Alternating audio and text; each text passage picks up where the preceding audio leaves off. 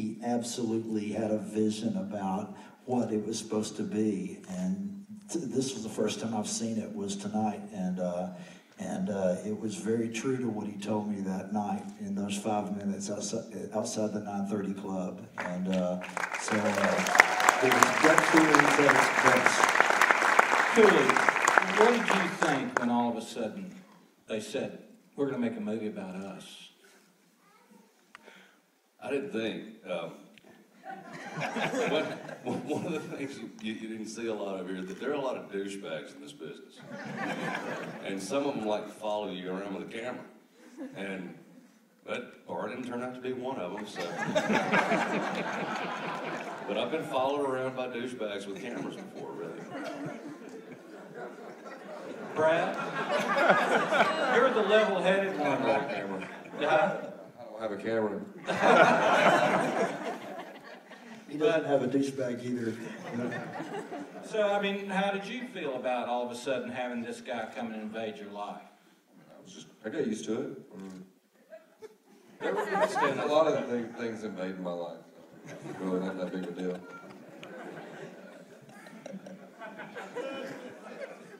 You know, look, we have mics out there somewhere. I can't see. Raise your hand, holler, get somebody's attention, and we'll get you in. Just a couple of small things. Bar, did you put the crack in that windshield just for effect? That was Dick Cooper's truck, and Dick was our tour guide through much of Alabama, and it just was fortuitous that it was there, I guess. Yeah, we saw everything. We saw some pretty amazing things with Dick that certainly never made it to the film, and one of them, in fact, was so incredible. Chrissy and I were there, and we saw the largest freestanding stone wall, I think, on the planet, that was built by a single man as a testament to his Cherokee grandmother who had survived the Trail of Tears and wandered back to Lauderdale County, Alabama, and he decided he had to make a monument to her. So we went and visited this. It was on Thanksgiving Day, and for some reason I was filming it, and I said, I have no idea how this fits into a movie on the Drive-By Truckers, but if it does, can I use it? The guy said, no. We get really bored in Alabama. Yeah. Jeff, you talked a little bit about the cultural impact of the band. I mean, one of the things that always hits me about their music is it sort of seems like, you know, metal meets country. Yeah, there's some of that in there. To me, I mean, they make a point of it, not wanting to call it Southern rock. To me, it's a natural extension of what Skinner and the Allmans were doing a generation before, but they added something new to what they inherited.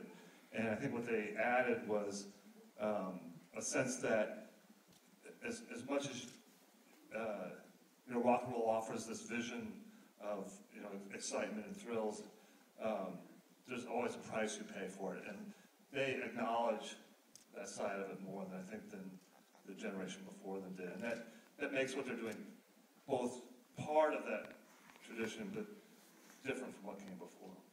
And Brian, for you guys that don't know about North Alabama, which is probably most of you, it's split by the Tennessee River. And where they come from, where I lived for a while, there's the north side of the Tennessee River, that's where Florence is, and there's the south side. There are 3 towns there, Muscle Shoals, Sheffield, and Tuscumbia. I lived in Tuscumbia. I like to say I put the scum in Tuscumbia.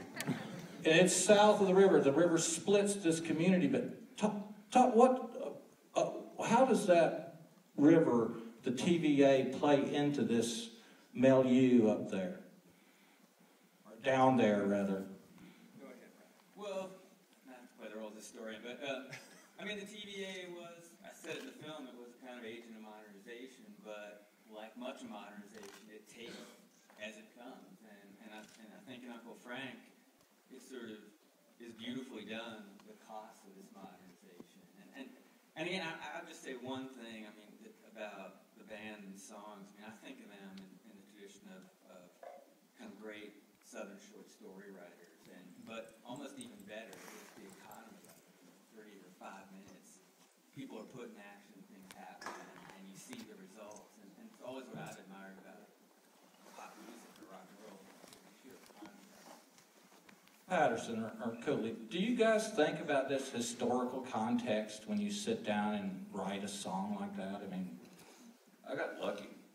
I made all that stuff up. It just happens to be somewhat accurate. but I mean, do you think about, shit? Shit. Yeah, you think about shit when you're ready to write that stuff down?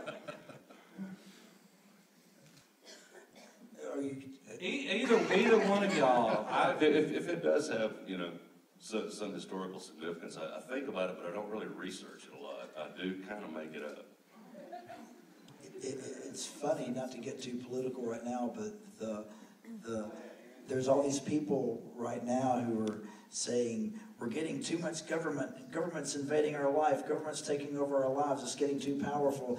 And they're writing it on their computer that's powered by power from TVA that was basically probably the greatest single public works project in the history of the United States government. And so it's never fails to baffle me how the people who seem the most right-wing about that are the very people who benefited, or their parents or grandparents benefited from what Roosevelt did. And I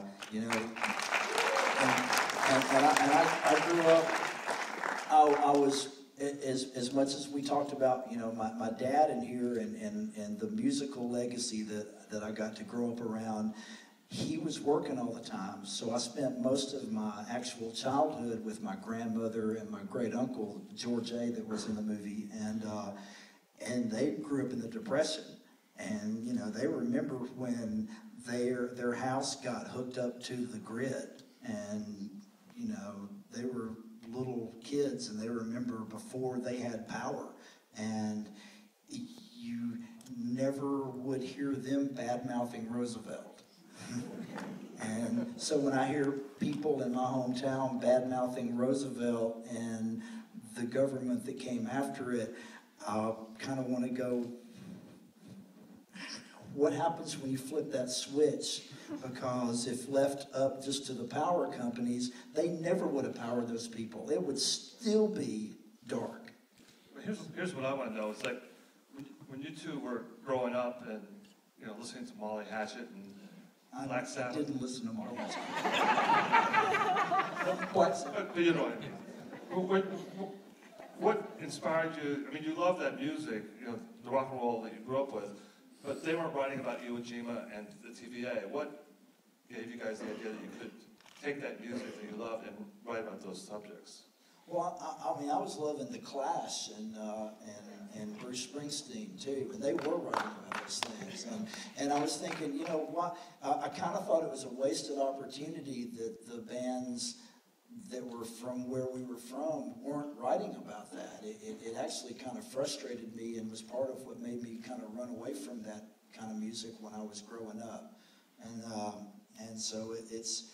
I will always consider us more of a punk rock band than a southern rock band, because that's where, growing up, my heart and soul was. We have loud guitars and shit, and I love that. But the subject matter is much more in common with the punk rock bands. Bar. Go ahead, Gil. You sure? Yeah. You can anytime now.